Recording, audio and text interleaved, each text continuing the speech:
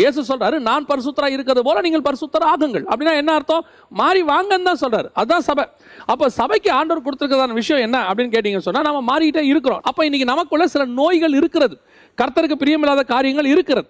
இது அதிகமாகி சபையை சாவடிக்குதா, இல்ல சபை அந்த நோயை கண்டுபிடிச்சு அந்த நோயை சாகடிச்சு சபை ஸ்திரமாகுதா? இதான் பிரச்சனை. இப்போ இந்த கடைசி காலத்துல ஆண்டவர் கண்ணில் உள்ள உத்திரத்தை எடுத்து போடு அப்படிங்கிறார், கிளீன் பண்ண சொல்றாரு. அதாவது சில இடங்களில் சொல்வார், கிளை நறுக்கி, களை பிடுங்கி, கற்களை பிடுங்கி, கற்களை எடுத்து. ஏசாயா புஸ்தகம் 5ஆம் அதிகாரம் 2ஆம் வசனத்தை வாசிங்கன்னா, அங்க ஆண்டவர் சொல்றாரு, எனக்கு ஒரு மகாமேட்டில ஒரு தோட்டம் உண்டு, அந்த தோட்டத்தில் ஒரு திராட்சை செடி உண்டு, அதனுடைய கிளைகளை நறுக்குகிறேன், கற்களை பொறுக்குகிறேன். கிளீன் பண்றாரு. ஆதாமுடைய வேலையை என்ன? ஆண்டவர் என்ன சொன்னாரு? நிலத்தை பண்படுத்து.